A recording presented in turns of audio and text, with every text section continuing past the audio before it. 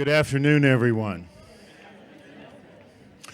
So if you will give us your attention, please take a moment to ensure that your cell phones are turned off and prepare yourselves for one of the most brilliant speakers, I believe, on the planet today. Graham Hancock is an absolutely amazing researcher, author, and a wonderful person. And he is providing incredible information that is important to humanity. It is important for us to understand our true history. It is people like Graham, people like Dr. Robert Schoch, like David Hatcher Childress, that are carrying that leading edge and providing that information that provides light into the shadows. Graham has used the phrase that I think is absolutely brilliant, that I've borrowed a few times, that says, "We are a species with amnesia." How well said, how beautifully stated. And so he is doing work that is so important. And he is one of the few people that has the ability and the strength and the articulate ability to defend positions against great odds. And that's what makes him one of the few bright lights that can absolutely have the strength to push through the old thick energy of the past, of the academia, of those that do not want to know the truth. And so an Earthkeeper standing round of applause for the amazing Graham Hancock, please.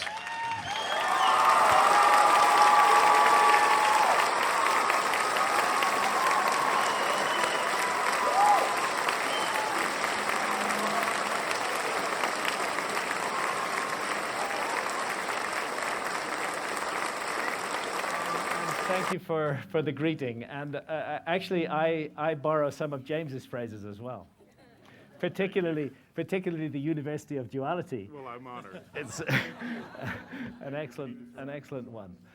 I want to start by thanking James and Anne and all the team here for putting on this amazing event.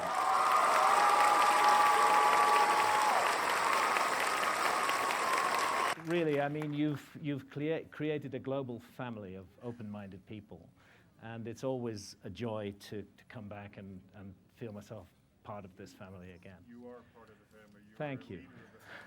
Thank you. Thank you. And I also want to pay tribute to my colleagues, Robert Schoch, John Anthony West, Robert Boval, and many others with whom I've been in the front lines with for many years, trying to get a change of paradigm of ancient history. And I particularly want to thank my wife, Santa, who is sitting over there, without whom I would long ago have lost my way. It is Mercury retrograde at the moment. I believe in all of that. I have just the most unbelievable communication problems during Mercury retrograde, and just an hour and a half ago, as I was doing a last run through my talk, my computer informed me that it didn't have sufficient memory to show lots of slides, which really freaked me out. But I removed one or two, and it seems to have recovered its memory again. Anyway, I was thanking my wife, Santa. She's been with me at the top of the Great Pyramid at the bottom of the ocean the last 22, 23 years, and Santa has taken almost all the photographs that I'll be showing today. So thank you, Santa, for keeping me on the straight and narrow. I'm going to start, some of you will have seen these, I'm going to start showing two short videos. One of them lasts for 2 minutes, and the other one lasts for 6 minutes. They relate to the debate that I was supposed to have with Dr. Zahi Hawass in Giza, in front of an audience of 80 people. Zahi Hawass had promised and had committed to that debate for more than a year, and those 80 people came along to hear that debate. I was there to represent the point of view of alternative history, which means that I needed to cover not only my own theories, but also the theories of others working in this field who are doing incredibly important work, like Robert Boval. It turns out that Dr. Zahi Hawass doesn't like Robert Bauval. I suspect they may have had past life connections because the feeling is mutual and they both make each other very angry. But Dr. Hawass used the fact that I was going to speak about Robert Bauval to storm out of the debate. Now, he discovered I was going to speak about Zahi Hawass because he came into the debate when I was setting up my slides 20 minutes early. I was focusing the slides. I wasn't even expecting him to turn up at that point. And he came in and he saw a picture of Robert Bauval on the screen and immediately went ballistic.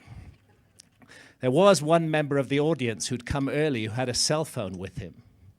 And he filmed what happened, not the first 2 or 3 minutes, where some of the most colorful language that I've ever heard in a long life was projected in my direction, but the 2 or 3 minutes that followed that. So I'll start by playing this.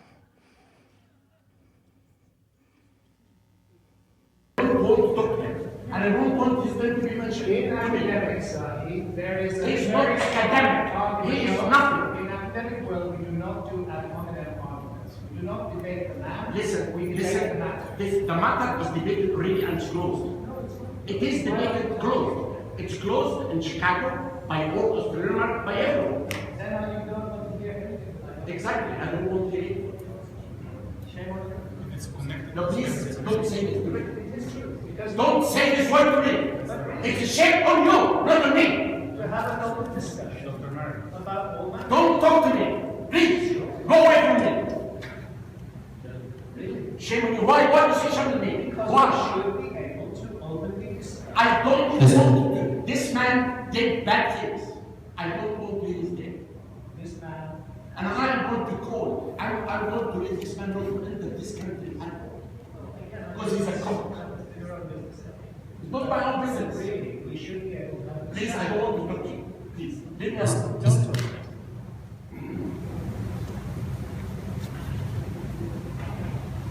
So basically, you're saying Why someone talk about a killing of someone else? Why? Why is talking about a killing that has closed? Why have to open the theory again? The theory Why? is not closed. It is closed. No, it's not. Everywhere. And I don't know why we talk about it. It's not, it's his fucking thing. Why do you talk about it? It's You not. have to present your own theory, not to present the It theory. is not closed, Zahi. Okay, I closed it. And I am all presenting- academic world closed it. I am presenting my own Okay, theory. I'm not going to attend this. I have I'm going to written give my books with talk. Mr. Bobby. I'm not going to attend this. Even before a word is exchanged, one image, and Mr. Hawass leaves the room. Shame.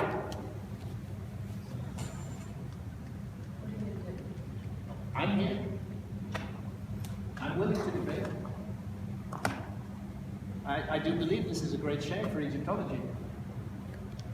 Well, he does not want to talk about the wrong. Well, I'm sorry, Bauval is central to the alternative argument. Yeah. We cannot have a discussion without Bauval.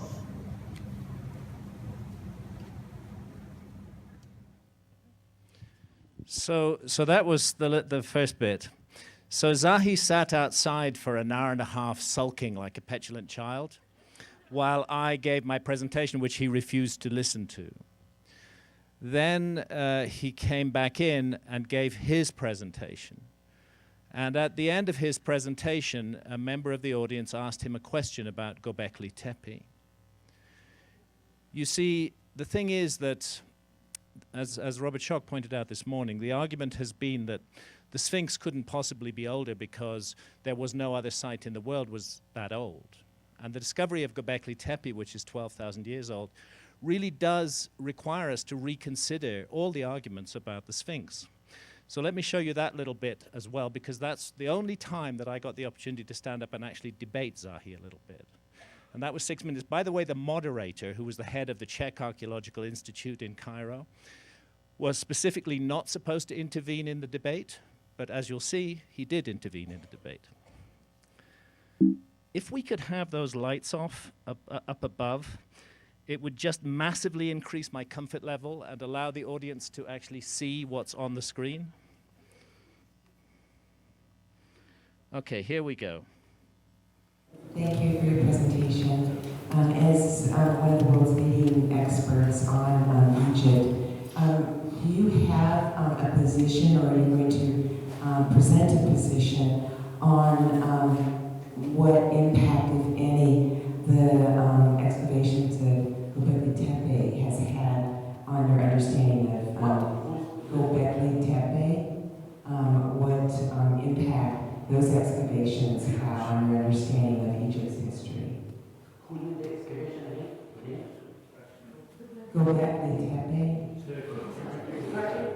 Yes, the German About something excavation. that's happening in Turkey?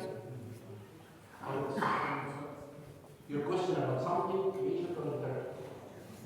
The impact of the excavations that are going on in Turkey vis-a-vis Egypt's history. In What terms has of, been found in Turkey are Egyptian stuff. no, just as a leading expert on what Egypt's history is, what is the impact of these incredible excavations in Turkey have to do? Actually, I don't know about this excavation. Well, maybe Graham could explain a bit and then you could comment. Is that possible? Sure. Yeah, if Dr. Hawass has read my talk, he would have seen the images and read the presentation that Göbekli Tepe has been excavated by the German Archaeological Institute by Klaus Schmidt. Göbekli Tepe is firmly dated to 9,600 BC. It consists of a vast series of gigantic megalithic pillars, more than 70% of which are still under the ground, but revealed by ground-penetrating radar. It raises questions over the origin of civilization, since we have not anywhere in the world before found a gigantic megalithic construction dated to 11,600 years ago.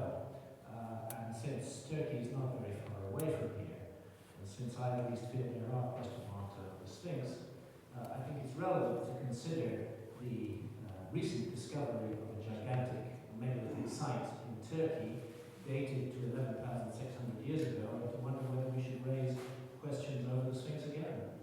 I don't think that what has been said is right. It has nothing to do with anything. In my opinion, we know the date of the Sphinx. What has been found in Turkey, I don't think, and I don't know if this is true or not. Did you ever hear about this? Make a comment. The Turkey, Eastern Turkey actually. If you look at the traditional days for ancient Egypt and compare this Göbekli Tepe, which dates actually from the late 11th millennium BC through the 10th millennium BC. These are two civilizations worlds apart. I wouldn't call it a civilization in the case of Göbekli Tepe, because civilization is characterized by several features like high culture, religion, etc.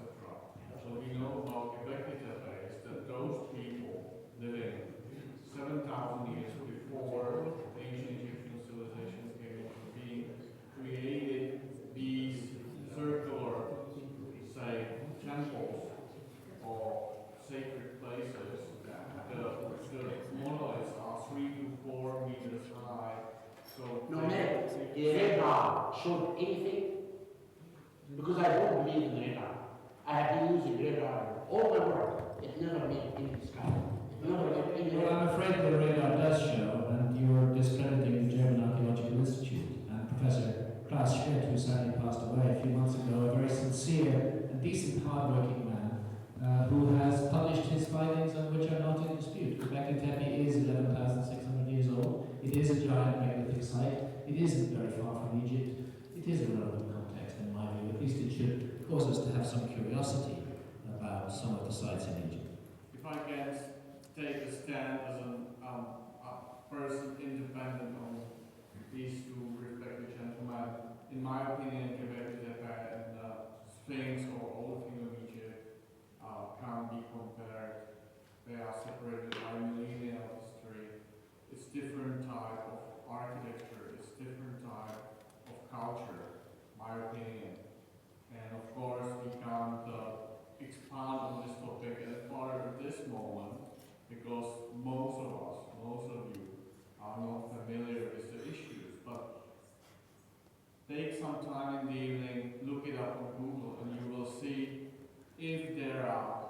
common points, common characteristics in between these two places.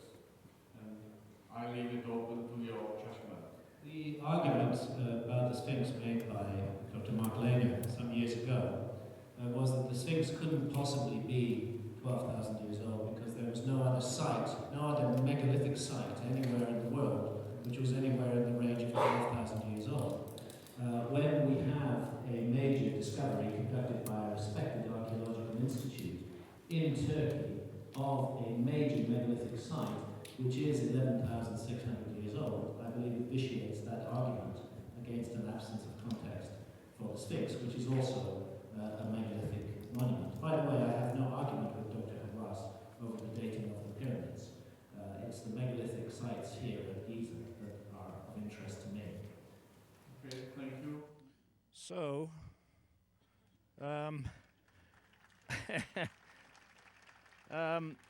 I think you can see what we're up against. Notice the circular argument that the Czech archaeologist there is saying that there can't be a connection between the Sphinx and Göbekli Tepe because the Sphinx is much younger than Göbekli Tepe. But actually, that's the point at debate.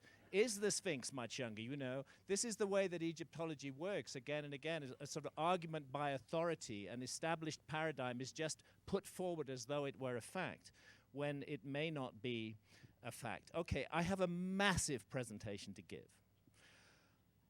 I've been told by James that I can run over a wee bit if I need to because we're going into a break after this. So you all walk out, it's okay, but I'll just carry on talking anyway. I'm going to share with you some of the information that's going into my new book. It's called Magicians of the Gods. It's the sequel to Fingerprints of the Gods. It is a completely new book. It's not an update of Fingerprints of the Gods. It will be published here in the United States in November by St. Martin's Press. It is being published in Britain by Hodder and Stoughton on the 10th of September with a different cover. Where would you say that pyramid is, folks? It's in Indonesia. It does look terribly like a Mexican pyramid. It looks a lot like the Chichen Itza pyramid of Kukulkan, for example, but it's in Indonesia, a few hours drive from Yogyakarta. I think it's interesting that that we find pyramids all around the world. And I would suggest that in many cases what we're not looking at is a direct influence of one historical culture on another, but a remote common influence that has passed down an idea all around the world. Let's just jump over to Australia now and realize that not all ancient Egyptian hieroglyphs are in Egypt. This is a controversial site. It's called these are called the Gosford glyphs, and they are claimed to be a 20th century fraud. But if they are a fraud, it's curious that they tell a definite story. They're rather roughly done, not as though they were done by the scribes who put hieroglyphs on temple walls, but as though they were done by people with a working knowledge of hieroglyphs who weren't in the profession of creating hieroglyphs. I think it's an open mystery at the moment as to whether the Gosford glyphs are genuine ancient Egyptian glyphs or not. This is Indonesia.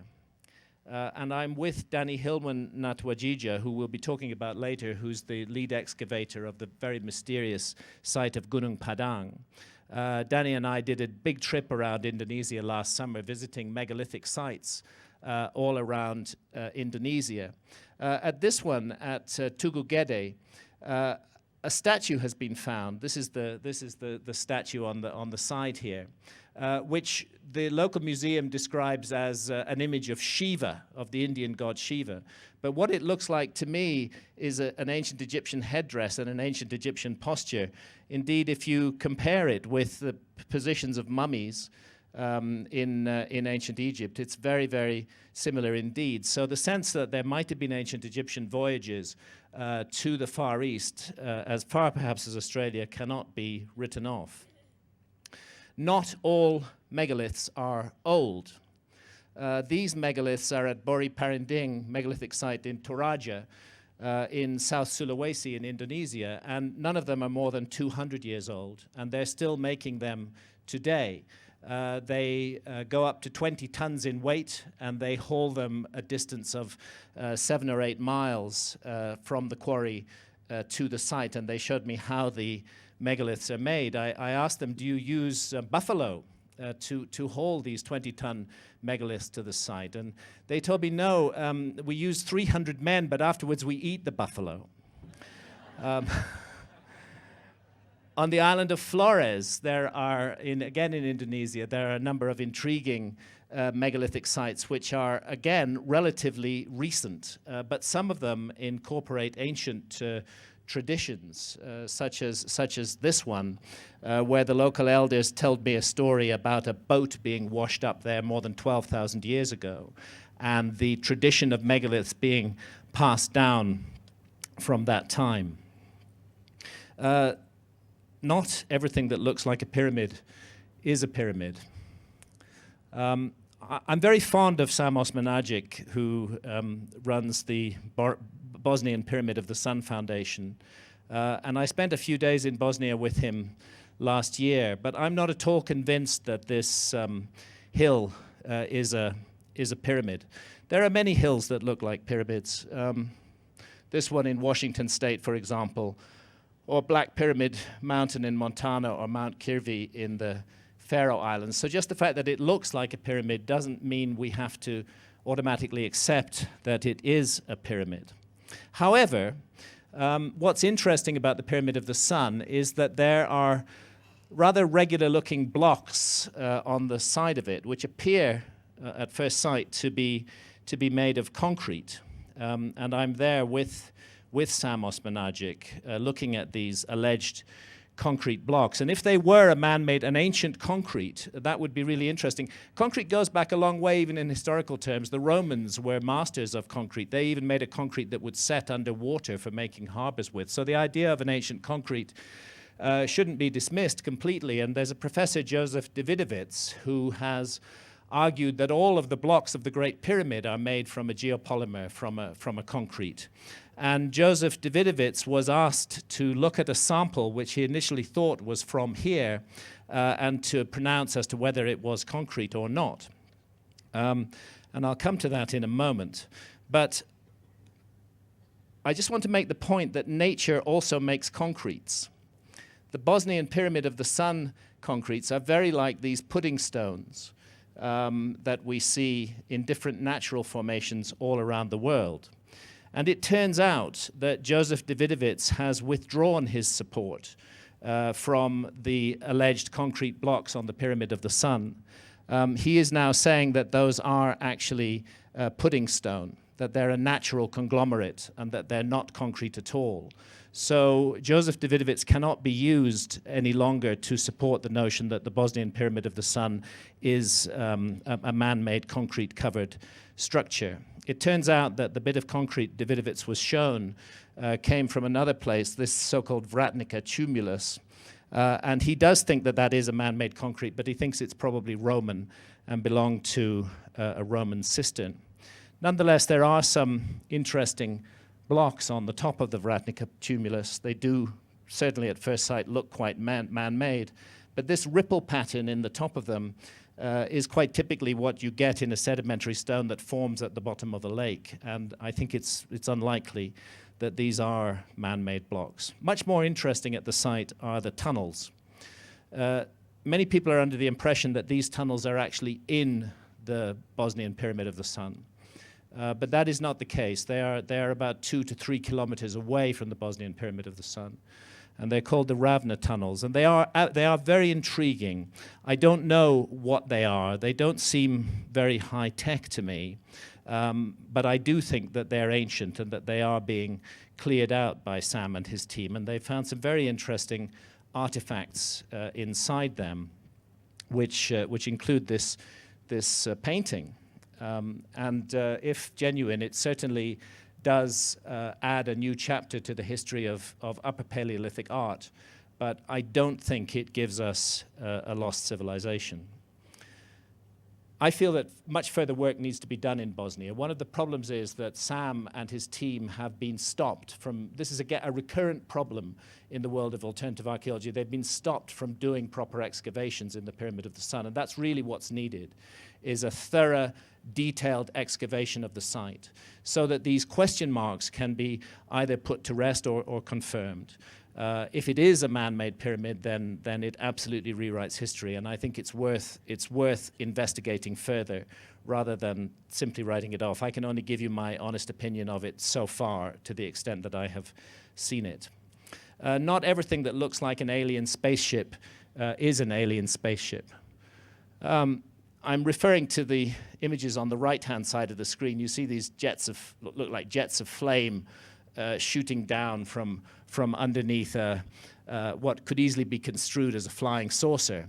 And this was in Armenia, actually, up in the mountains. And the Armenians who I was with told me that they regularly have flying saucer sightings in that area. So I was very, very excited. However, when we began to look more closely, we realized that these are not images of flying saucers at all. Actually, what they are is stylized images of ibexes. If I show you this one, you'll see what I'm getting at. Again, I just want to make the point that we shouldn't, leap to conclusions too quickly when something is tempting or intriguing. Let's go to the Lebanon. And let's go to Baalbek, which has often been proclaimed as an ET landing platform. The argument for Baalbek being an ET landing platform is that we're supposed to have this massive megalithic platform at Baalbek, which is so huge and so solid that it could take the weight of a shuttlecraft coming down from a spaceship orbiting the Earth. So let's test that out. Let's have a look at it. I think there is a huge mystery at Baalbek, but I don't think it's to do with aliens. I'm sitting in the middle of the Temple of Jupiter at Baalbek. Baalbek, in its most recent incarnation, is a Roman temple complex. As I'm sitting there in what was called the cella of the Temple of Jupiter, with the few remaining columns behind me, I'm hearing heavy artillery going off in the not too great distance, and heavy machine gun fire, because this is the Bekaa Valley and we are very, very close to the Syrian border. But after a while you tune those sounds out. I managed to persuade myself that it was the Lebanese army doing some practice firing. I hope it was. Let me show you a plan of Baalbek, and it's over here on the left. You can see clearly marked the Temple of Jupiter, and the number 13 over those orange dots, those are the 6 remaining columns of the Temple of Jupiter that are standing. And it's the Temple of Jupiter that is supposed to be the platform on which the alien craft landed. So to pick that up, there are the 6 columns there behind me, and I'm sitting in the middle of the Temple of Jupiter. Change the angle now. I'm sorry, I can't point at all the screens at the same time, so I'll just have to point here. This photograph is taken from roughly here, and we're looking over at the Temple of Bacchus. It's great that the Romans had a temple dedicated to the wine god. Now we are looking down. We're looking up at the Temple of Jupiter from the area in front of it. Again, those are the columns there. Now we're in the Temple of Jupiter looking down at the platform behind it. And the point I want to make is that it's very clear from the excavation that this is not a platform of megaliths. These are relatively small stones out of which this platform is made. Let's go back to the Temple of Jupiter, and there are the 6 columns. On the south side, this is north, that's west, that's east. Now let's look over the north wall of the Temple of Jupiter, and we start to see the real megalithic architecture. There is a huge U-shaped megalithic wall runs around the platform on which the Temple of Jupiter stands. You can see it here. There's that wall, and there is the platform of the Temple of Jupiter. Notice the wall is made of huge megaliths. The platform of the Temple of Jupiter is not made of huge megaliths. It's made of relatively small megaliths. That's the northern side of the megalithic wall. The southern side of the megalithic wall is over here on the other side of the temple. And again, it completely wraps around the temple. And the scale of the blocks of these megaliths is really quite stunning. We're looking at megaliths of about 450 tons here, and they are quite separate from the platform that is always attributed to be the platform that the aliens landed on.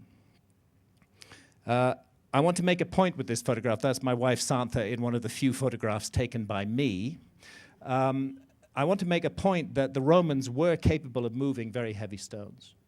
One of the mistakes we make in the alternative community is to say every time we see a heavy piece of stone, we think some kind of miracle has been performed or some sort of alien technology must be involved. But this is not the case. The Romans were perfectly capable of elevating blocks weighing 300 to 400 tons. In this case, this one was raised 360 tons, and it came from up there, more than 60 feet above the ground. So let's not pretend the Romans couldn't do this stuff, because they could. Back again, looking at that north wall that wraps around the central platform. Here I'm standing by the edge of it for scale. And now let's go to the western wall. And this is the place that you hear about most often in Ancient Aliens. This is the trilithon of Baalbek. Trilithon because it's 3 huge blocks of stone, each of which is about 60 feet long, and each of which weighs around 900 tons. And they have been raised up 30 feet above the ground. Now, in this picture, in the top photograph, I'm actually sitting on top of the southernmost of these blocks. I'm pointing the laser pointer at the block I'm sitting on, and there it is. Just to give you a sense of how it works, and to show you that these huge blocks are not part of the platform. They are separate from the platform. They surround it in a U shape all the way around it. And now again, for scale, there I am, and I'm looking up at the 3 huge blocks of the trilithon. Do you see that black block by my foot, just in front of my knee there? That is used as the killer argument by archaeologists for saying that the Romans made everything. That they made everything at Baalbek, not just the Temple of Jupiter, but the megalithic wall as well. I don't think it is a killer argument, but let me explain to you what's going on. Because there's that block excavated. And what that block is a fragment of a Roman temple column. That is one of the columns from the Temple of Jupiter, perhaps an offcut from one that was used as a block here. So the archaeologists say if we have a Roman temple column at the bottom, and then we have the megaliths above it, it's obvious that, and then we have a Roman temple on top, it's obvious that the Romans built everything. What they failed to take account of is that Baalbek was used as a fortress for the best part of 1,500 years during a period of enormous conflict, and its foundations were repeatedly undermined and repaired. And I think what we're looking at here is a repair block that was put there by Arabs who were defending that fortress against it being undermined. And indeed, we can see other places in a definite Arab wall. There's another Roman column used just here, used in a repair which we know was definitely done by the Arabs. And so I don't think that this Roman column at the bottom of the megalithic wall is a killer argument at all for that megalithic wall being the work of the Romans. I think the megalithic wall long predates the Romans by thousands and thousands of years. I think the temple is there because the site was sacred long before that. And here's where you get the really big blocks, in the quarry. This one, this bit of the quarry is actually being used as a rubbish dump today. But that's a 1,200-ton block of stone in the quarry. And here's another 1,200-ton block of stone. That's me standing on top of it there in the quarry, nicely separated from the bedrock at the bottom. And just last June, the archaeologists, it's the German Archaeological Institute again, discovered a third block, and that's this one, which previously had been buried under sediment. And this third block weighs 1,450 tons. That's me standing on it there. Just discovered last June It's been sitting there for God knows how long, and it was just discovered last June. And this is my point. If the Romans had been responsible for everything at Baalbek, if they had made the megalithic wall, if they had cut these blocks, all three of them, and then found they couldn't move them, the Roman state of mind was very pragmatic. If they found they couldn't move them, they'd have sliced them up into smaller blocks and used them to build the further walls of the temple. They already had all the faces cut and cleared. Why would they just leave them there? I think the Romans didn't even know those blocks were there. I think those blocks were covered by sediment in Roman times. And I think that, for me, this is the strongest proof that the trilithon, which is definitely the same architecture as these blocks, is very much pre-Roman. And I think it may be much more than 10,000 years pre-Roman. It's a sign of advanced knowledge in prehistoric times. It is not a sign, in my view, of alien intervention. If we go to the Giza Plateau, we can find other signs of advanced knowledge. This is just to show you that Lebanon and Egypt are really very close together. For example, the Great Pyramid is aligned to within 3/60ths of a degree of true north, of astronomical north. To do that on a monument with a 13-acre footprint weighing 6 million tons is an incredible achievement. It's an incredible achievement. However, if you could navigate interstellar space, if you could get to this pale blue dot across interstellar space, I think you'd get your Great Pyramid exactly on true north.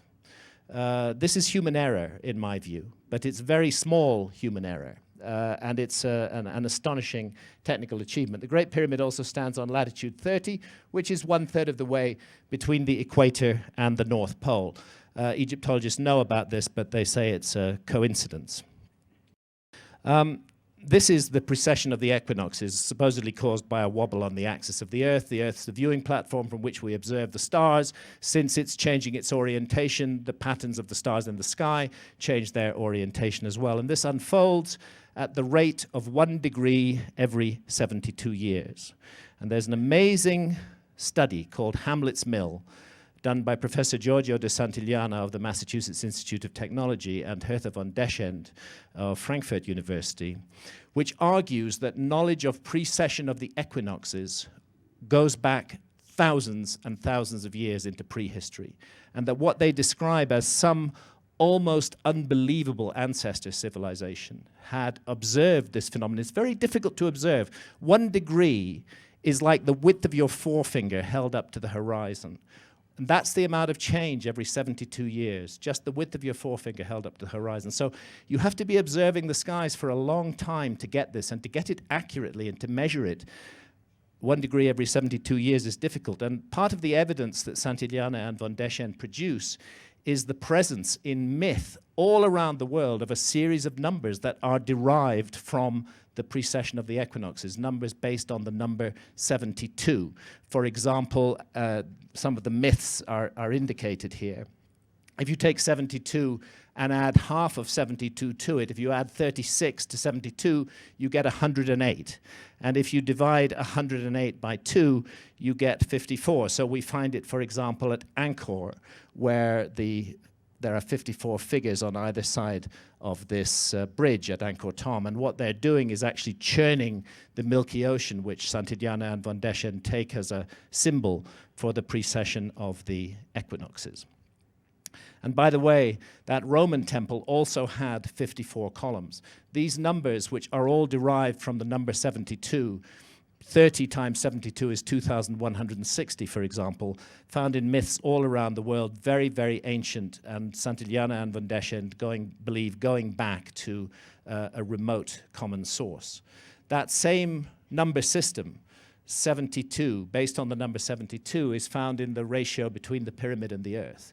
If you take the height of the Great Pyramid and multiply it by 43,200, you get the polar radius of the Earth. And if you measure the base perimeter of the Great Pyramid and multiply it by 43,200, you get the equatorial circumference of the Earth. In other words, the dimensions of our planet are encoded in the Great Pyramid on a scale derived from a motion of the planet itself, the precession of the equinoxes. This cannot be an accident, in my view. So you might well ask why I'm showing you a photograph of the Hoover Dam. Well, I'm showing you a photograph of the Hoover Dam because the Hoover Dam also incorporates precessional astronomy. There is a piece of sculpture and artwork at the Hoover Dam, and Oscar Hansen, who was responsible for this star map set in the floor of the monument, believed that in remote ages to come, intelligent people with knowledge of precession would be able to discern the astronomical time of the dam's dedication. So this is to say, you know, if you want to pass a I mean, actually, who gives a damn when the Hoover Dam was built? But if you want to pass a message to the future, you might be unwise to entrust it to a written human language, because in 10,000 years from now, nobody might speak that language. What you want to do is use gigantic architecture and something universal, the mathematics of the heavens. And in that way, you can use astronomy and architecture to spell out a date. And that brings us to the Giza Plateau, and the very image that caused Zahi Hawass to walk out of our debate. Because this is the sky at the spring equinox of the epoch from 12,800 years ago to 11,600 years ago. And this is derived from a diagram in a book that Robert Boval and I wrote together called Keeper of Genesis in the UK and called Message of the Sphinx here in America. And this is the moment that the sun splits the horizon at dawn on the spring equinox. And we see the belt of Orion represented by the pyramids of on the ground, and the lion-bodied Sphinx represented by the constellation of Leo in the sky. And this only happens once every 26,000 years. Now, our Egyptological opponents and a few of their astronomer friends tried to argue that the Orion correlation doesn't work because the Orion correlation is upside down. This is a very ridiculous thing to say, actually. I believe Robert Boval's Orion correlation is one of the signal contributions to our understanding of ancient Egypt. And it infuriates me that people attempt to dismiss it by arguing that it's upside down. Of course it's not upside down. That's what the constellation of Orion looks like. And these are various ways that it's depicted, even in a tattoo. You know, there's the three stars of the belt shown in that tattoo. Here is the argument that astronomers use to say that the correlation is upside down. It's a modern astronomical convention that the sky curves over your head, okay? It's a dome curving over your head. So if you stand looking south, the higher up in the sky you get, the further north you get. Do you follow? And therefore they're saying, since the highest star actually represents the southernmost pyramid, that it's upside down. But what we're saying is, it's not about that at all. If you actually were an artist and you tried to draw Orion's belt, and then you place your drawing on the ground, you get exactly what we see at Giza. And if you did it the way the astronomers want us to do it, it wouldn't look anything like Orion's belt or Giza. So what we're saying is that this is an accurate image in 3 dimensions on the ground of the 3 stars of Orion's belt. And even Ed Krupp, our greatest critic, admits that according to the pyramid text, the pharaoh rose to the stars as Orion. Egyptian astronomy recognized Orion, at least his belt, as the celestial incarnation of the god Osiris. This is an important point. Orion is not simply any old constellation. For the ancient Egyptians, it was the god Osiris in the heavens. And Robert makes a number of points here. Did the pyramid builders have a keen interest in the stars? Yes, they did. Do the pyramids have astronomical qualities in their design? Yes, they do. Is there a feature in the pyramid that links them to Orion's belt? Yes, there is. This is the southern shaft of the King's Chamber in the Great Pyramid. Are there contemporary or near-contemporary texts associated with the pyramids in that region which speak of a link to Orion? Yes. Did the ancient Egyptians imagine pyramids to be stars? Yes, they did. The Zawiyat al-Arian pyramid is called the Pyramid of Nebka, is a star. Abu Ruash pyramid was called the Pyramid of Jedefre, is a Sehed star, and so on and so forth. And from the above, we have to conclude that there's much that suggests a deliberate intention to represent Orion's belt at Giza. We read in the pyramid texts about Osiris coming as Orion, about the king reaching the sky as Orion. The sky conceives you with Orion. And Salim Hassan, a great Egyptologist, noted decades ago that I think it cannot possibly be denied that at one period in their history, the Egyptians believed that the souls of their kings either mingled with the stars or became a star. And this tradition never entirely died out. Now, it's interesting that some of the stellar connections of the Great Pyramid are accepted by Egyptologists. They accept the stellar connections that fit the existing paradigm.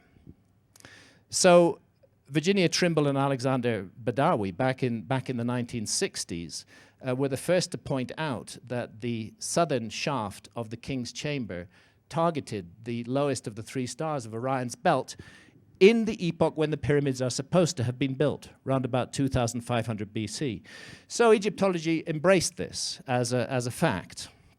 And Robert Bauval came along and showed other connections with Beta Ursa Minor, with Alpha Draconis, with Sirius, with the other three shafts. And all of them at the date when the pyramids are supposed to have been made, around about 2500 BC. But then there's this problem, which is the way the monuments are laid out on the ground, and those spell out another date. The Great Sphinx, this lion-bodied Sphinx, at dawn on the spring equinox, this is what it would look at. It would look at the constellation of Leo, its celestial counterpart, rising in the heavens. And about an hour passes, and the gears of the heavens lock, and the constellation of Orion south and lies due south on the meridian, exactly in the pattern of the three pyramids on the ground, as you view it visually, not upside down at all. And therefore, what Giza appears to us to represent is the sky of the epoch from 12,800 years ago to 11,600 years ago. But it's complicated because there are other aspects of the site that speak very strongly to the period of 4,500 years ago, 2,500 BC. Let's go into this a little further. There is the Milky Way, which of course is a prominent feature in that sky-ground diagram. And as we know, there's our sun sitting in one of the spiral arms of the Milky Way, and we're involved in an orbit around the center of the galaxy. And this orbit, this huge 250 million year orbit around the center of the galaxy, isn't a simple flat orbit. The solar system does a maneuver rather like a dolphin, diving up and down through the galactic plane at 30 million to 35 million year intervals. It dives up and down, and when it passes through the galactic plane, it passes through stuff. There's matter there, and it can disrupt things in our cosmic environment. And it's now being recognized that this journey of our solar system around the center of the galaxy may be responsible for sending comets and asteroids across the Earth's path. What we're looking at here is a whole bunch of astonished dinosaurs. And they're astonished because they're witnessing the end of Dino World. It's stopping right there, right then, 65 million years ago, the so-called KT event, when a 10-kilometer wide asteroid smacks into the Gulf of Mexico and results in the extinction of the dinosaurs. Lewis and Walter Alvarez, who first proposed that this was an asteroid or comet impact, were subjected to more than a decade of ferocious attacks by their colleagues. I can't tell you how many reports appeared in the academic press saying that the theory that the dinosaurs had been made extinct by an asteroid had been absolutely debunked. There were requiems for it. The theory was completely wrong. It was false. But guess what? The theory was 100% right. And as time went by, the rest of science has accepted this, and the crater has even now been identified, the Chicxulub structure in the Gulf of Mexico. There's something odd in science where if you propose a cataclysmic mechanism, you can expect to have all of your arguments and your personality and your integrity attacked by the scientific establishment, sometimes for decades. So dinosaur extinction and the asteroid impact are absolutely accepted. This is the end of part 1 of this fascinating presentation by Graham Hancock. Stay tuned, part 2 will begin in 60 seconds, immediately after this brief message. Graham Hancock will be a featured speaker at the Earthkeeper Crystal Vortex Gathering in Hot Springs National Park in the beautiful mountains of Arkansas, November 20th through 23rd, 2015.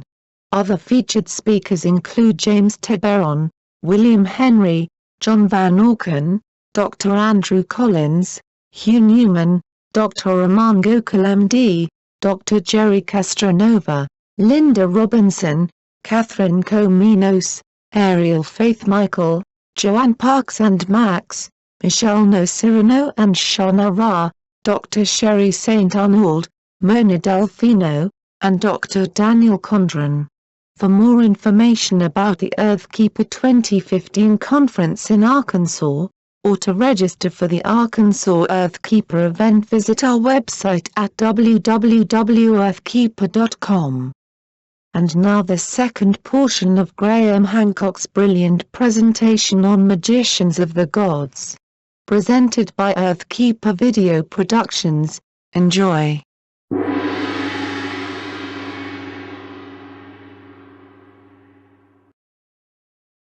In our immediate cosmic environment, we have a couple of places where comets originate. One is the Oort cloud, and the other is the Kuiper belt. These are wrapped around the solar system, and as you can imagine, as we pass up and down through the galactic plane, it's possible for these sources of comets to be disrupted, and occasionally for comets to be sent into the inner solar system. And comets are not by any means just dirty snowballs. There is an ancient fear of comets, and which is typified in this cartoon. And I would say that that ancient fear is based on something very solid, some kind of memory that associates comets with cataclysms. They're certainly not dirty snowballs. This comet, Comet 67P, photographed by the Rosetta probe, is about 5 kilometers in length, but giant comets can exceed 200 kilometers in diameter. And just as an aside here, it's really weird what's going on with 67P. So the probe is the Rosetta probe. The lander is the Philae lander. Those are both from ancient Egypt, right? The Rosetta Stone, the Temple of Isis at Philae. Then they home in on this particular area, which they call the Aker region of the comet. Aker was the ancient Egyptian deities of the horizon. And what do they find there, if not 3 huge standing stones? I don't know what to make of it. I'm not making anything of it. I just share it with you in passing. Let's scale that comet up till it's 50 kilometers wide. And that's what it looks like in relation to Los Angeles. But you can have comets that are 200 kilometers in diameter, and comets frequently disintegrate. They break into multiple fragments, some of which may be very large. I think most of us remember Comet Shoemaker-Levy 9, which hit Jupiter in 1994. Do you remember that? And the coverage of it and how it broke into this freight train of glowing fragments, and how the fragments eventually collided massively with the planet Jupiter. If any of those fragments had hit the Earth, we would not be here today. Our planet would have been sterilized by those impacts. And this is the moment to say, thank you, Jupiter. Because Jupiter is the giant guardian of our planet, circulating in the outer solar system with its huge gravity. It draws in most of the comets that would threaten life on Earth. But occasionally, comets do get through. Actually, the Earth is being hit by small astronomical objects all the time. This is, they call them bolide events, small asteroids that disintegrated in Earth's atmosphere between 1994 and 2013. They're just shooting stars. We don't worry about them too much. They're pretty lights in the sky. But it's just to tell us that the cosmic environment is just a little bit dangerous from time to time. The general view is that objects like the asteroid that destroyed, that made the dinosaurs extinct, hit the Earth about once every 100 million years. So if that's true, if these are 100 million year intervals, then we don't have to worry much about comets and asteroids that could be Earth killers. And certainly we don't need to take them into account in the story of human history. So this is now where I have to disagree with my colleague Robert Schoch on the issue of the comet. Robert suggested, and indeed he has his reasons to do so, that the story of a comet impact 12,800 years ago on the Earth has been discredited. This, according to I've spent a great deal of time on this subject, and it's the focus of a huge section in my new book, and I've worked with the academics who are dealing with the story of the comet impact 12,800 years ago. They're very major figures. There's actually 28 of them. They include James Kennett, who's professor at the University of California, Santa Barbara, Richard Firestone, Nuclear Science Division, Lawrence Berkeley Laboratory, James Whitke at the School of Earth Sciences, Albert Goodyear, South Carolina Institute of Archaeology and Anthropology. They're a multidisciplinary team. And since 2007, together, by the way, with astronomers, Sir Fred Hoyle has passed away now, but Bill Napier is still active, and they're comparing notes with astronomers on all of this. And the argument is that a comet did hit the Earth 12,800 years ago, several fragments of it, as a matter of fact. Now, it's interesting if you study catastrophism. It's interesting to look at what happens to it. Whenever a catastrophic mechanism is proposed, it is absolutely the norm for the academic community to attack that and to attempt to discredit the individuals who are proposing it. This has happened again and again and again. And this has happened with what is called the Younger Dryas comet, that there have been multiple attempts to refute the hypothesis. Every single one of those refutations has been refuted by the team working on the comet impact. And they have shown that the refutations are lacking in substance. Nevertheless, the refutations get picked up by the popular media, and you might see a headline saying, "A comet didn't hit the Earth after all." I would say hold your judgment on this, because there is a very, very serious and detailed academic work has gone into this over the last 8 years, and it's not going away. It's getting stronger and stronger. The evidence for the comet is becoming very powerful indeed. And another issue is raised. Robert mentioned the problem of the global warming 11,600 years ago and how that couldn't be explained by a comet. But actually, Fred Hoyle, going back some time now, did explain exactly how it could be caused by a comet. That the first impacts, 12,800 years ago, were on ice. They were on the North American ice cap. That's why we don't find immediately craters, because the ice was 2 miles deep. It caused a massive meltdown of the ice. That meltwater went into the world ocean, disrupted ocean circulation, and plunged the world into the cold period that we call the Younger Dryas. Other fragments of the comet remained aloft, and 11,600 years ago, the second encounter with the debris stream of the comet. On that occasion, the impacts were into oceans. Huge amounts of water vapor were thrown up into the upper atmosphere, creating a greenhouse effect, and thus creating the warming that occurred 11,600 years ago. I'm very interested in the coronal mass ejection work that Robert's doing, and I have great respect for everything that Robert does.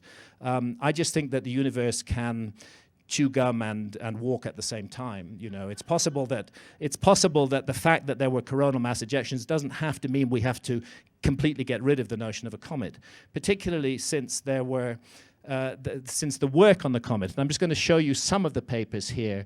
This one is one of the first papers from 9th of October 2007 in the Proceedings of the National Academy of Sciences.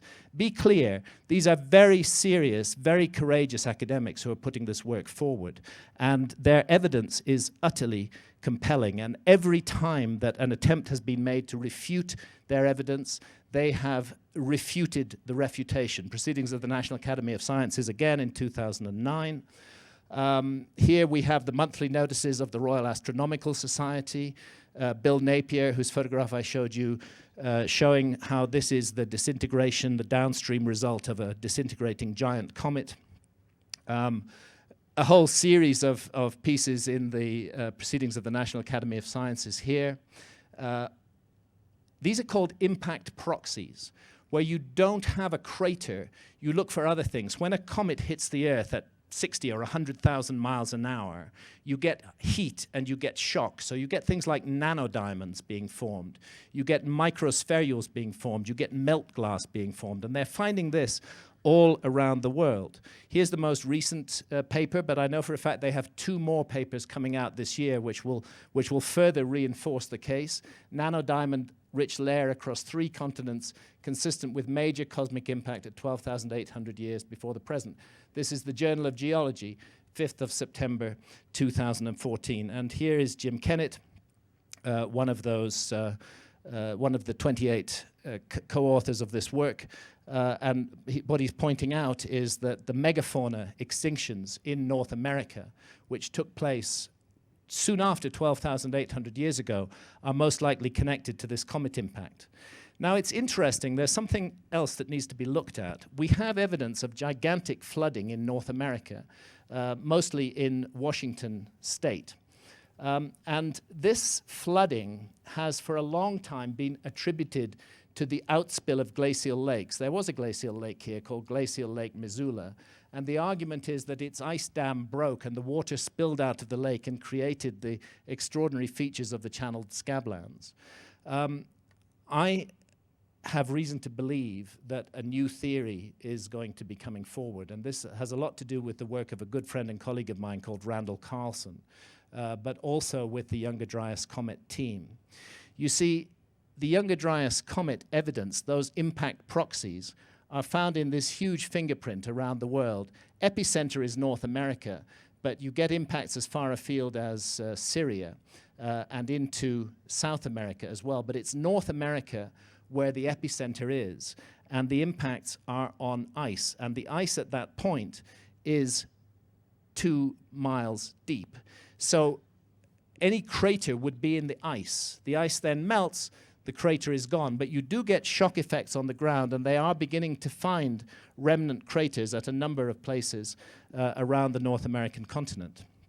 I highly recommend a visit to the channeled scablands, to the Columbia Basalt Plateau. Randall Carlson and I spent several weeks driving around that area last fall, and it's just the most incredible area, particularly features like Upper and Lower Grand Coulee, which is just this huge gouge out of the earth, as though somebody has taken a chisel and just chiseled out a 30 or 40 mile long ditch in the earth that's hundreds and hundreds of meters deep. And actually that was all caused by floodwaters, and it was all caused in just 2 weeks.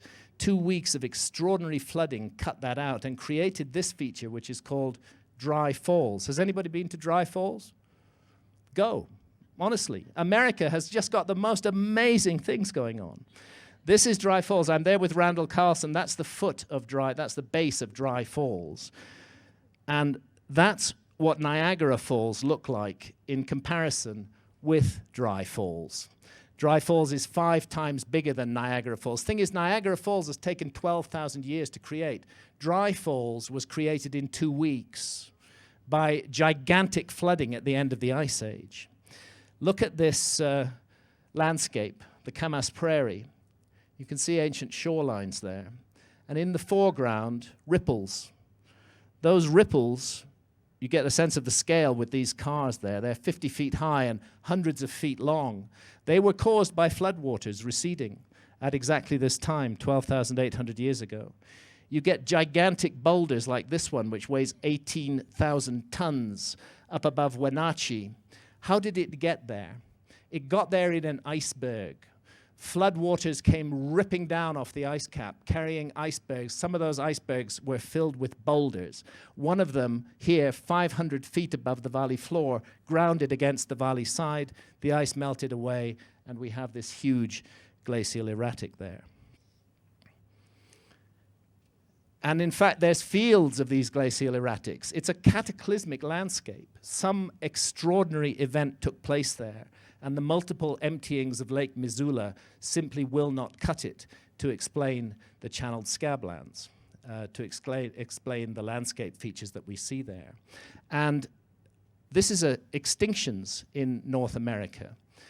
73% in North America and 79% of all extinctions in the last 100,000 years took place between 10,000 and 12,000 years ago, exactly in the time that the comet impact is hypothesized. And this is a chart of the younger Dryas. This is what I call the punctuation mark of the younger Dryas, 12,800 years ago to 11,600 years ago. As Robert said this morning, the world was getting warmer during the Ice Age, and then suddenly, 12,800 years ago, it went into this incredible cold snap. And then it came out of it again 11,600 years ago. The Earth warmed up very, very rapidly. And everything that we're taught about the story of human civilization happens after the Younger Dryas. And nobody's really taking account of what might have happened before it. And I'm taking the view that the house of history is built on sand. Actually, most of the stuff that historians and archaeologists say about the last 9,000 or 10,000 years is good. But the foundations upon which they build it are bad because, whoops, they forgot to take account of an extinction-level event that occurred on this planet 12,800 years ago. An event quite big enough, whatever it was caused by, whether it was caused by a comet or by coronal mass ejections. Let's do the research, let's get deeper into it to find out the final answer. What we all agree on is that the period from 12,800 years ago to 11,600 years ago was an extinction-level period. It was a dramatic global cataclysm. It changed the face of the Earth.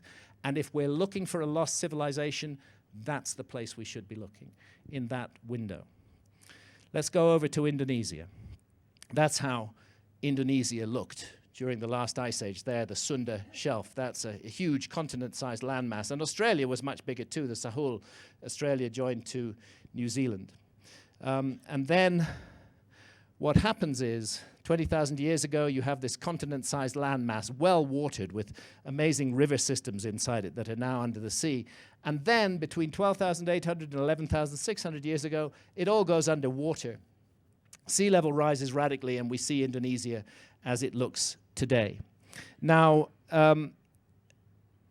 go to Java and go to Bandung and drive 3 hours west, and you will come to Gunung Padang. Gunung Padang is a site that's been known about for quite a long time, since about 1914 actually. And it was thought to be about 2,500 years old. It's a megalithic site, obviously. It's actually made of a natural material called columnar basalt.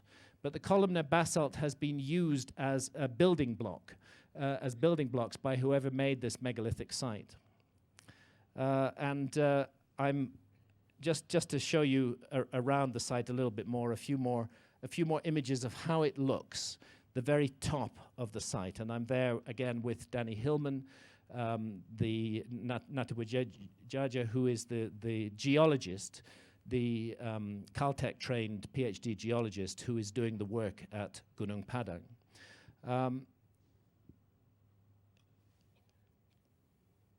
Just show you a few more pictures of it, and then let's pull back and look at Gunung Padang, look at actually what it is. That megalithic site is on top of something which for a long time was thought to be a natural hill. And all of the archaeological work, such as it was, and it was minimal, had only been done on the top, on these terraces, and nobody was paying any attention to what went on down below, except Danny Hillman.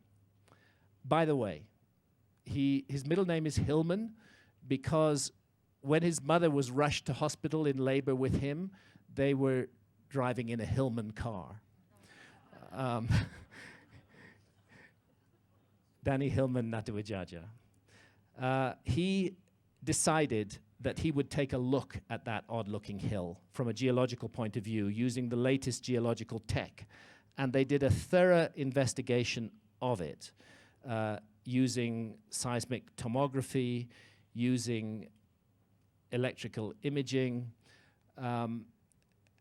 getting a look inside it. And what they discovered is that it is, in fact, a man-made pyramid with multiple chambers inside it And the megalithic site on top is just the latest stage of a very long development at Gunung Padang. They did some drilling using tubular drills, drilling down drill cores into the depths of the pyramid, and they started pulling up man-made artifacts and carbon-datable organic material. And they started getting very ancient dates, going back 16,000 years and more. There's the date at the top, 2,500 years before the present, but then we go back further, 28,000 years, 23,000 years, 13,000 years. And they're also finding very high resistivity bodies inside the Gunung Padang pyramid, which are chambers, regular chambers. And in fact, there are 3 of them which have been identified.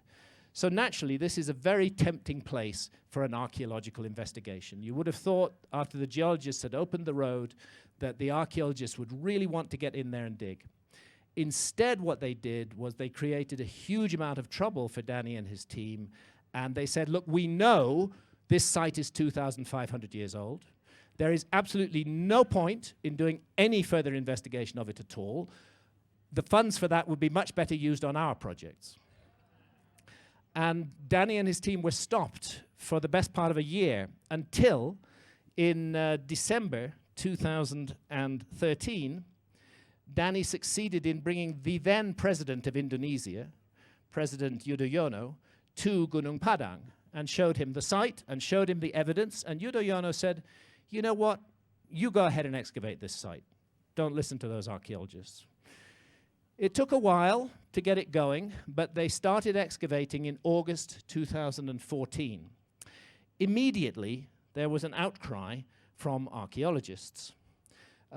Here's Bandung Archaeological Center head Desril Shanti has taken issue with the excavation process being carried out at Gunung Padang, adding that the process had not followed standard methods. I've yet to go to the site, she says, but I can judge it from photographs. Again, this is the kind of thing that we're up against. Here's the problem. President Yudhoyono stepped down at the beginning of October, and President Widodo took over, and the excavation was immediately stopped. And that's where we're at the moment. The excavation stopped on the 1st of October. Danny and his team are still working to get the excavation restarted. He wrote to me on the 2nd of October that the research progress has been great. They've uncovered lots more stone artifacts. The existence of the pyramid-like structure beneath the megalithic site is now loud and clear. We found some kind of open hole buried by soil 5 to 7 meters thick, but we haven't got into it yet. And they still haven't got into it because they've been cleared off the site. Sometimes, I'm not a conspiracy theorist, but sometimes I wonder if there's some kind of conspiracy going on to prevent us knowing the truth about our past. Go around Indonesia. Danny and Santha and myself did a huge trip around Indonesia. There's just amazing, unexplained megalithic monuments all over the Indonesian islands. I'm going to put these 2 pictures. Here's a megalithic tomb, a painted megalithic tomb with gigantic blocks. And I'll just run these next 2 pictures very quickly because I want to show you the bat. Do you see the bat? Whoops. I screamed, I have to confess. Santa kept pressing the button, but I was shocked. The paintings in that megalithic chamber are very like these paintings that have recently been found in Indonesia. 40,000-year-old rock art in Indonesia rewrites history. It used to be thought that the oldest rock art in the world was Europe, going back 39 or 40,000 years. Now they found it in Indonesia. And they keep on finding new things in Indonesia. You remember the Hobbit, the Homo floresiensis, the Pleistocene cave art. Here's the oldest engraving, 500,000 years old, has just been found in Indonesia. Indonesia looks to me like the kind of place where the next turn of the archaeologist's spade will reveal a lost civilization. Let us go over to Micronesia and to Ponape in Micronesia. Ponape and the site called Nan Madol. Interestingly, Nan Madol is made of the same kind of stuff as Gunung Padang. And Nan Madol is thought by mainstream archaeology to be about 1,000 years old. But Nan Madol sits on the edge of the Pacific Ocean. And if you put on your diving gear and get in that ocean and start going down and down, you start finding really interesting things at about 110 to 120 feet underwater on the bottom of the sea. Huge columns. This one, fallen, is particularly like this column from the island of Tinian, not very far away. And we know from its depth of immersion that this one has been underwater for more than 12,000 years. It suggests that we may need to redate other megalithic sites as well, like Tinian. I'm not going to go at length into Yonaguni here. I and Santha did more than 200 dives there. A lot of people think it's natural.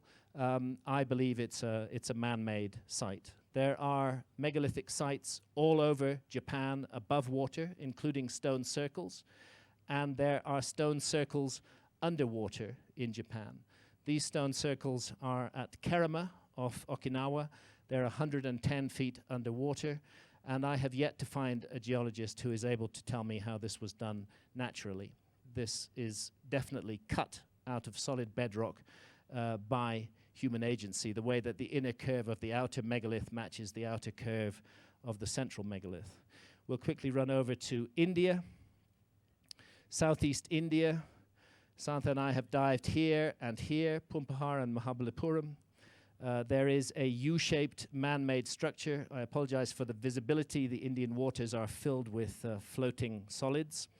But you can see that there are man-made blocks on the seabed here. They've been there for more than 12,000 years. Mahabalipuram, the shore temples carved out of solid rock at Mahabalipuram. Oddly enough, this was the place where I learned to swim as a child at the age of 5 years old. My dad was a medical missionary in India. There is the rock-hewn temples. There are the fishermen. Santha's first language is Tamil. These are Tamil fishermen. We got talking to them. They told us that there is a whole city underwater off the coast of Mahabalipuram. It took us 2 years to get permission, but eventually we got together with the Scientific Exploration Society in Britain, led by Sir John Blashford Snell, and we put together, as you can see, a very high-tech expedition to go diving off Mahabalipuram at the points where the fishermen said the city was. And it turned out they were right, that there is a whole city on the seabed going out as much as 5 kilometers from shore off the coast of Mahabalipuram and down to depths of 120 feet where we know it's been submerged for 12,000 plus years. After we made that discovery, we were forbidden to do any further work. It seemed there was embarrassment that foreigners had been involved in a major marine archaeological discovery in India. The National Institute of Oceanography took it over but did nothing until the Boxing Day tsunami emptied out the bay in front of Mahabalipuram for half an hour, and everybody saw the ruins, and nobody could deny it anymore. Some work is being done now, but only in the intertidal zone, not out at great depths. Up in the northwest, the Gulf of Cambay, side-scan sonar reveals regular structures at a depth of 40 meters, 130 feet underwater. This site has never been dived on, and since those structures were revealed, again, mysteriously, no further work has been done on the site. I'm interested in this Piri-Reis map. I don't want to talk to you about Antarctica. I want to talk to you about this island up here off the coast of North America. Remember, the map is drawn by a British admiral in 1513. He says on the map in his own handwriting that he based it on more than 100 older source maps, which were falling to pieces because they were so badly damaged and so ancient. He incorporated them into a world map. We've lost most of the world map except for this fragment. That's West Africa, that's South America, that's North America. But this island is what intrigues me, because running up the middle of the island, can you see this row of megaliths which run up the very center of the island there? Well, that island is exactly where the Bimini Road is. And that's the Bimini Road. And it's been underwater for thousands of years, so how do we explain the appearance of those megaliths above water on that island? There's my book, Fingerprints of the Gods, published in 1995. I had absolutely no idea the storm of fury that it was going to bring down on my head. My great crime was not to publish a book of alternative history, but to publish a book of alternative history that was successful. If the book had failed, the archaeologists would have been very happy and they would have ignored me. But because it didn't fail, it did get noticed, their students started asking the questions, I came in for a lot of attacks. And one of the magazines, Friends with Archaeologists, that attacked me most forcefully was a British magazine called New Scientist. Now, my claim in Fingerprints of the Gods is that civilization is older and more mysterious than we thought. And that's why they attacked me. So when they published this cover in 2013, I was very happy. Civilization is older and more mysterious than we thought, New Scientist admits. And they're forced to admit it because, of course, of Göbekli Tepe. Göbekli Tepe with its huge megalithic pillars. And that is Klaus Schmidt, the German archaeologist who sadly passed away a few months ago, who I'm standing talking to in this picture with the pillars behind us. And the point that Klaus Schmidt made to me, again, we've seen with Robert this morning how Göbekli Tepe was deliberately buried. And the deliberate burial of the site, like a time capsule, sealed it. Most other megalithic sites have been tramped over by later cultures again and again and again. You see, you can't date the stone itself. You have to date organic material associated with the stone. And the problem is that with a megalithic site that has been, if you like, contaminated by later cultures, you can get the intrusion of much younger carbon. And that can give you a falsely young date. What's special about Göbekli Tepe is it was sealed. There's no possibility of a falsely young date. And the oldest date so far found at Göbekli Tepe is 9,600 BC, 11,600 years ago. And that is fascinating, as Robert pointed out this morning, because 11,600 years ago isn't just a random date. It is actually the end of the Ice Age. It's the end of the Younger Dryas and the beginning of that huge warming spell. It's a very significant date. So just a few shots of Göbekli Tepe. There I'm standing on one of the pillars of Göbekli Tepe that was left in the quarry because they found a fault in it. This one would have weighed actually 50 tons if they'd put it up. Now, ask yourself this. This is the paradigm, okay? This is supposed to have been a civilization of hunter-gatherers. Hunter-gatherers, therefore the word civilization doesn't apply, as that Egyptologist told us. Hunter-gatherers, and they wake up one morning and they decide that they're going to create a gigantic megalithic site. It's not just like Stonehenge, it's like 50 times Stonehenge. They're going to align it to the stars. They're going to erect 20 or 30 ton pillars, and they're going to do it without any previous practice or explication at all. I say it's 50 times bigger. I'm talking to Klaus Schmidt here. And the reason he's pointing so vehemently at the ground is that that's what the ground-penetrating radar shows, that the four big circles that they've excavated so far are just a tiny fraction of what's there, and that there is about 50 times as much still under the ground, still waiting to be excavated. And right now, the German archaeological... Can you believe this? They don't have the money to excavate it. They're going to actually close the excavation down in a few years. I don't understand this at all. But not only that, Klaus said, he said they invented megalithic architecture and they invented agriculture, because that's the other thing that happened suddenly at Göbekli Tepe at around that time. Bang, they're making megalithic architecture. Bang, they're making agriculture. You know what it looks like to me? It looks like a transfer of technology. It looks like some people came there, some folk came there to Göbekli Tepe who already knew everything you need to know to make megalithic architecture. They already knew about agriculture. They used it as a center of innovation and training, and they transferred technology to the local hunter-gatherer population, who then set off on the road to civilization. Göbekli Tepe isn't alone. This is Karahan Tepe. It is about 60 kilometers away. It has not even been excavated yet, and we are looking at the same T-shaped pillars sticking out of the ground. Goodness knows what story is going to be revealed about our past when the full excavation of this area is done. I have to point out, Göbekli Tepe is in the area of historic Armenia. I discovered this when I first started writing about Göbekli Tepe, and lots of furious Armenians wrote to me and they said that it was really wrong of me to credit Turkey with Göbekli Tepe, because Göbekli Tepe belonged to historic Armenia.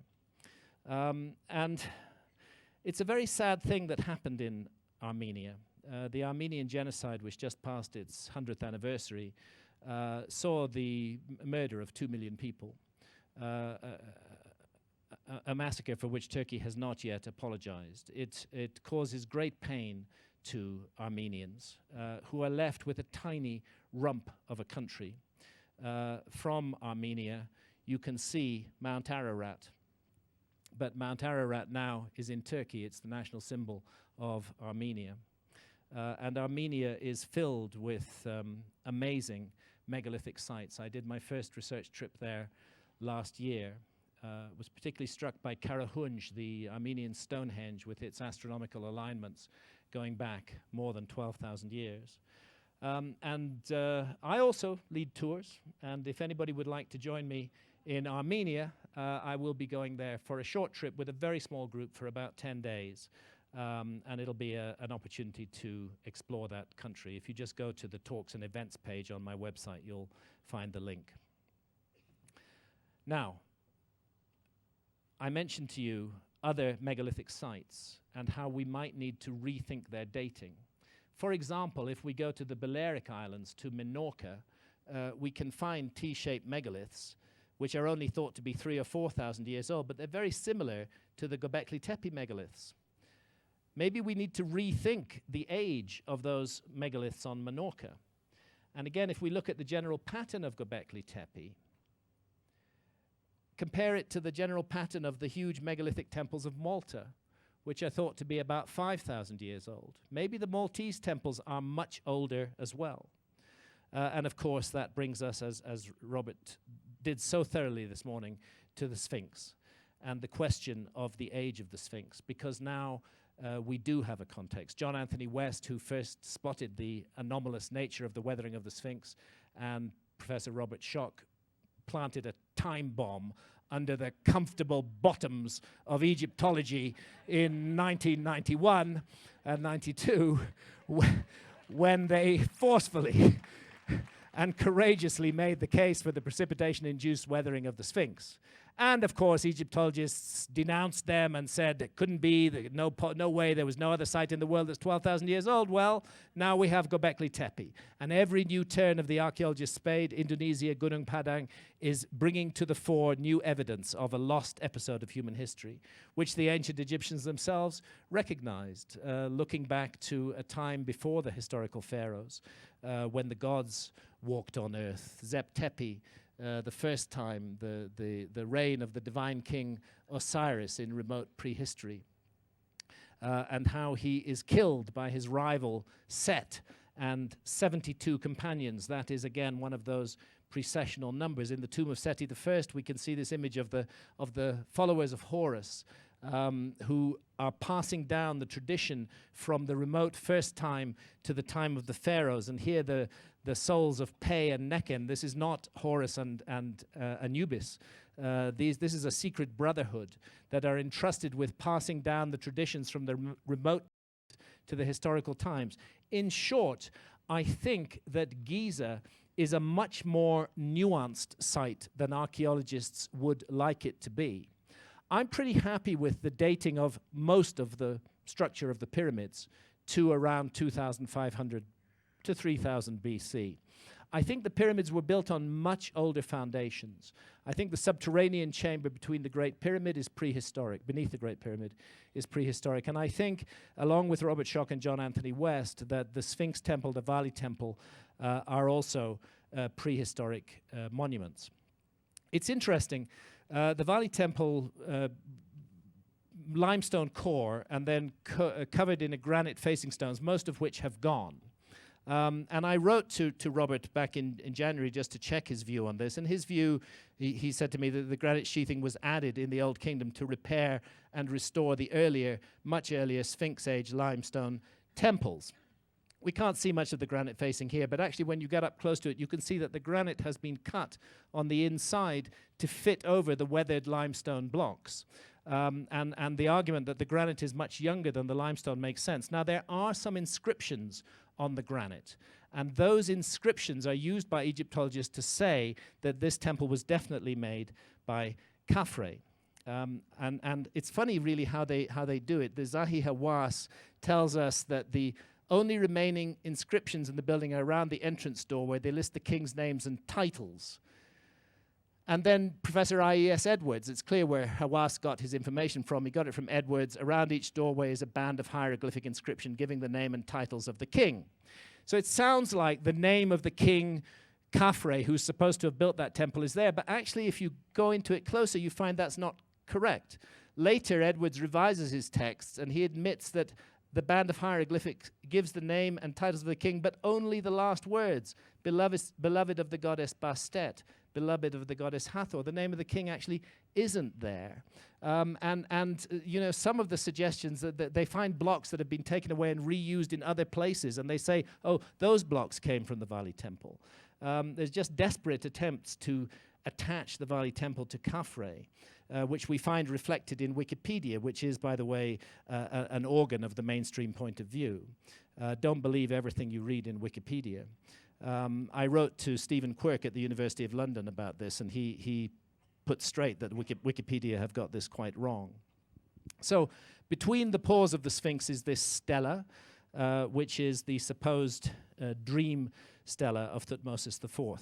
Now, it's interesting that, as Salim Hassan tells us, that as to the exact age of the Sphinx and to whom we should tribute its erection, no definite facts are known, and we have not one single contemporary inscription to enlighten us on this point. This is a fact. There isn't a single contemporary inscription of the Sphinx. The very first one is on a limestone stela from the time of Amenhotep II, and that speaks of the pyramids of Horem Akhet, which is one of the names of the Sphinx. It doesn't say the pyramids of Khufu and Khafre.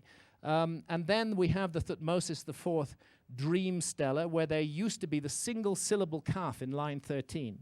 That line's actually flaked off. But from that single syllable kaf, Egyptologists say, Thutmose is telling us that Khafre built the Sphinx. But he might not have been referring to Khafre at all. And he might have been saying that Khafre restored the Sphinx, as Thutmose did himself.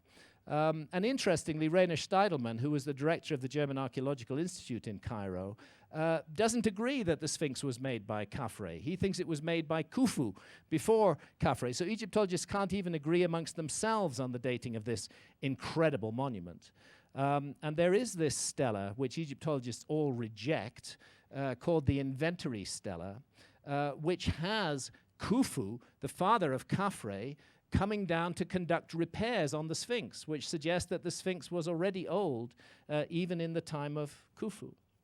So I think that this diagram is telling us, pay attention to the period of 12,800 to 11,600 years ago, the period of the Younger Dryas, and indeed the period 11,600 years ago, 9,000 years before the time of Solon, when Plato tells us that Atlantis was submerged. And Plato prefaces his story with, with the account of how Phaeton, the child of the sun, harnessed his father's chariot, and effectively he's describing a cosmic impact.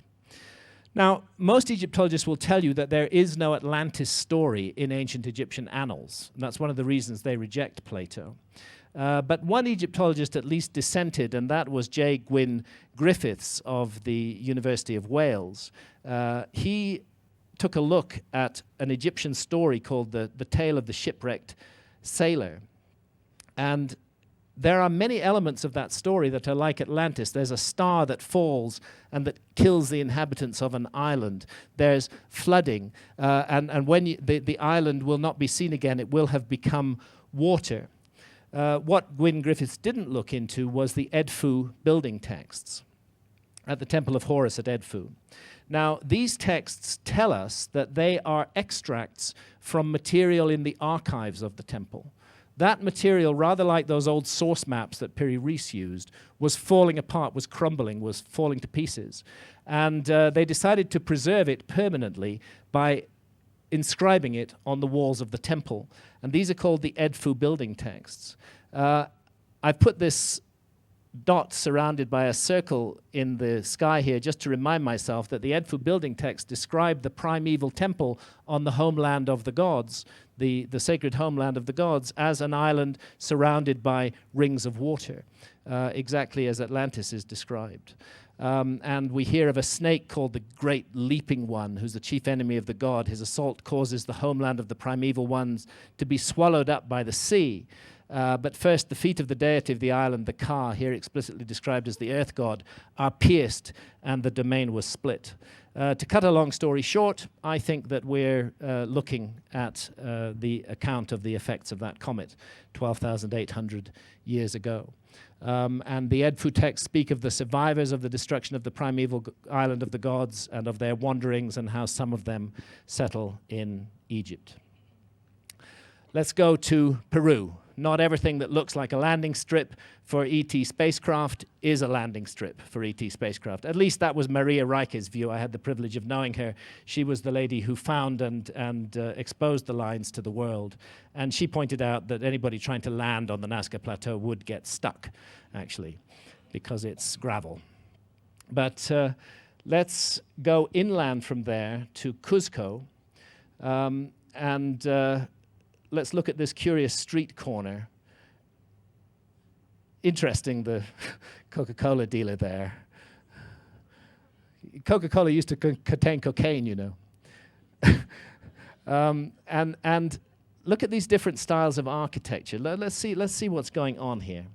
You see, archaeologists attribute all the Peruvian material to the Incas. They say the Incas made this, and they made this, and they made this. But it's normally the case where you see very different styles of architecture that you consider the possibility that different cultures were involved. This arguably should have been the best Inca work, because this was the place where the virgins who would marry the Inca, the king, were kept. It was a sacred site, and it's nice work, but it's not nearly as nice as this. Here is Sacsayhuaman up above Cuzco, these jagged lines of megalithic walls. And all of the school children who visit Sacsayhuaman are told that it was all made by the Incas within a period of 200 years, from 1300 to 1500 AD, very recently. It boggles the mind how these blocks of stone were put together. There isn't a single Inca account of them actually doing this work. That's what happens when you put a block of this sort of size on a modern lorry. The only account we have of the Incas trying to draw a big block to the site has them failing utterly and 3,000 people being killed. If you look closely at the site, you find that there are at least 3 distinct styles of architecture, one involving rock hewing, one involving gigantic megaliths, incredibly nicely fitted together, and a third involving much more clumsy architecture. These are very mysterious, these places that are all over the Cuzco area. Whole giant boulders just cut into these incredible shapes. And I'm standing here with Jesus Gamarra, who is in fact an Inca descendant himself, and who one would have thought would have an investment in saying that the Incas did build everything. But actually, Jesus doesn't think the Incas built everything. He thinks the Incas were very much latecomers. He and his father before him have been studying sites on the ground between them for more than 100 years. And they have done the most thorough and detailed research. And what they're exposing is these 3 different styles of architecture, and the mistake of attributing them all to one culture just because that happens to fit the historical paradigm. You get stairways like this fallen away. At the bottom of that stairway is a hole now covered with an iron grating, a locked iron grating, beneath which is a tunnel which is said to lead to the Coricancha in the heart of Cuzco. Here you can see the very ancient style, the less ancient style, and then the Inca style as far as Jesus is concerned. It's absurd to suggest that the same culture that made this also made these rough blocks behind it. You know, there's completely different work. If we go to Napo Huaca, you can see this beautiful andesite cut rock here and the cutting into the side of the wall, and then this Inca structure in the foreground. To say that the same architects did all of this makes absolutely no sense to me. There are comparisons with the rock-hewn features on the Giza Plateau. I don't have time to go into it here, but there are comparisons also with the Shatia, the foundation stone that once stood beneath the Temple of Solomon in Jerusalem and now in the Dome of the Rock. If we go over to Pisac, overlooking the Sacred Valley, what you can see there is called the Intihuatana, the hitching post of the sun. There is another one of them at Machu Picchu. According to Gamara's studies, that is the oldest feature here. That goes back way beyond 12,000 years ago. Then these finely cut large megalithic blocks around it belong to the second civilization. And then finally, the rougher work is the work of the Incas, that each culture overbuilt the work of the previous culture, and that archaeologists are making mistake to attribute them all to the latest comers to the site. And there you can see the Intihuatana, overbuilt by the second culture and with Inca work visible in the background. I'll just whiz through the remaining pictures here. This is just by the side of a road above Cuzco, but the patterns in it remind me very much of this huge block at Tiwanaku in Bolivia. Just to give you a sense of the size of that block, it's 14,000 feet above sea level, by the way, and hundreds of tons in weight. And we also find these H-shaped blocks at Tiwanaku. And we find other blocks that look like they're the end pieces of something I believe something metallic was fitted into them. And the metal pieces have been lost. They're very finely cut. Very curious work here. I'll go into this aspect tomorrow. But what I want to draw attention to is the image of a bearded man that appears on one of the pillars at Tiwanaku. And there's a local legend of Viracocha, a bearded, pale-skinned, civilizing hero who came in a time of darkness after a great flood to bring civilization to the people of the Andes. Now, up on the side of this pillar, sideways, is this curious animal here. And we've outlined the animal, and it looks a lot to me like Toxodon, which is an extinct species that went extinct more than 12,000 years ago. On the gateway of the sun at Tiwanaku, there is this curious figure at the side, on the right-hand side, with two tusks and a trunk, looks a lot like an elephant. And again, the last time we had elephant species in that area is thousands and thousands of years ago.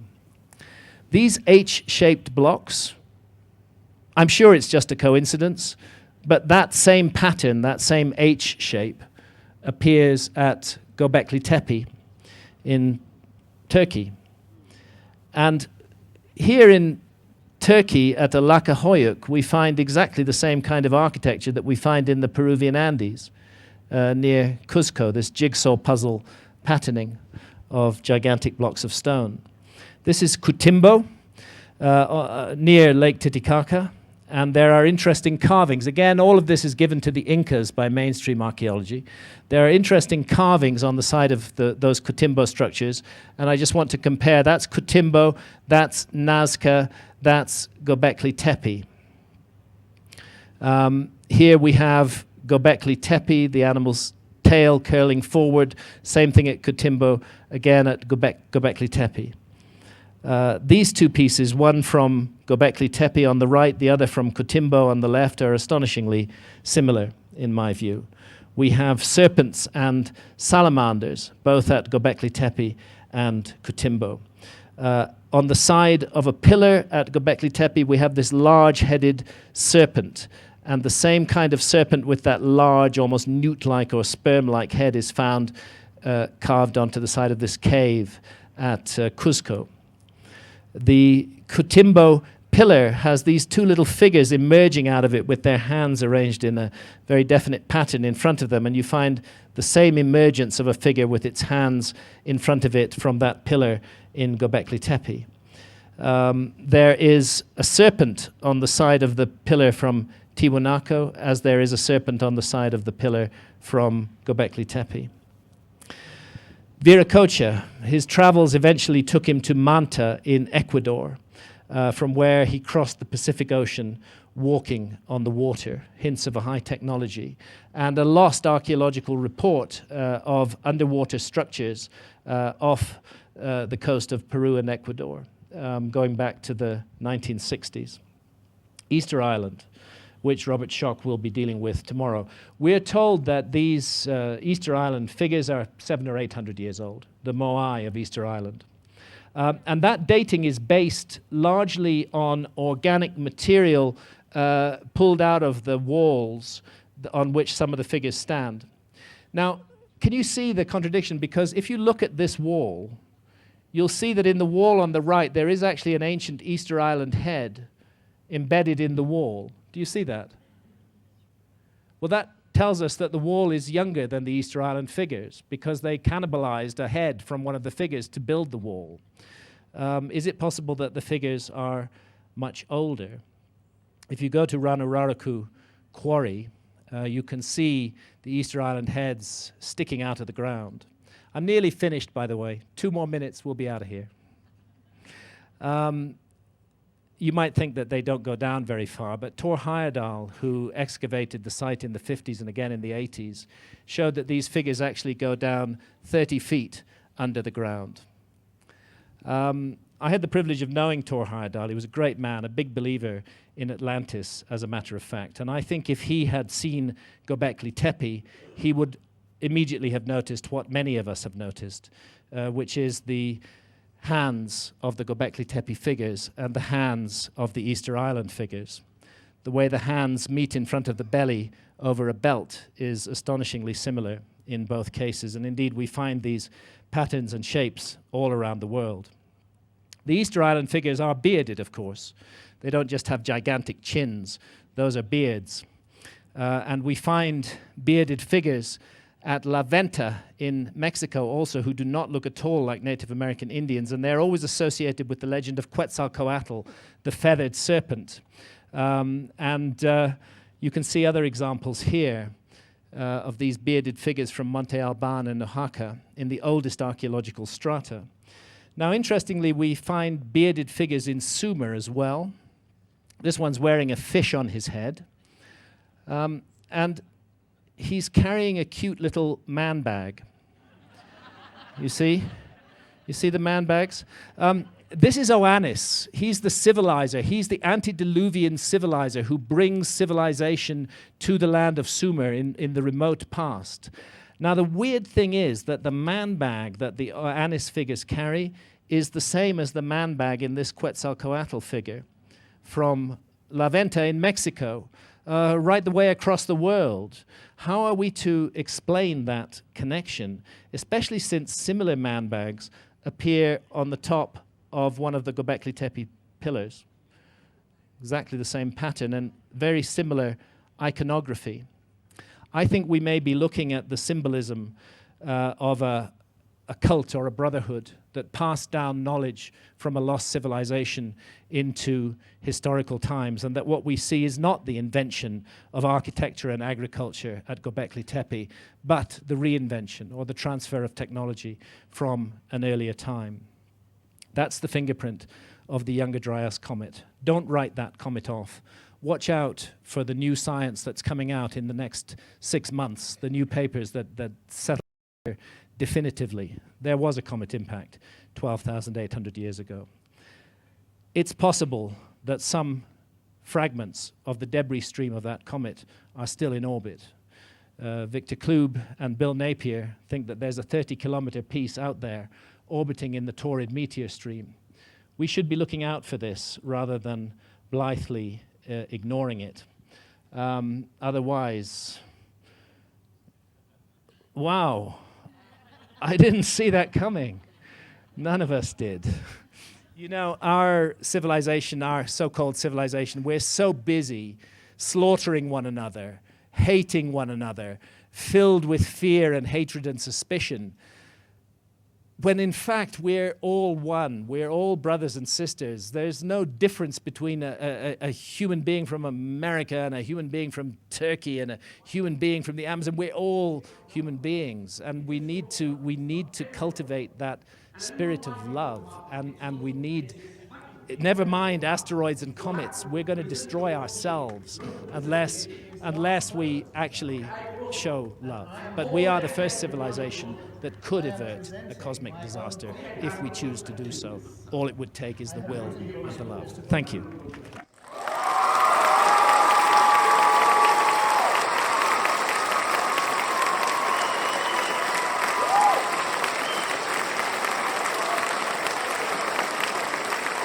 What a brilliant presentation, the body of work, the courage, the brilliance, and the ability to defend new ideas is an astounding and utterly amazing attribute and talent that Graham Hancock has, and it's a gift to us all. So a round of applause, please.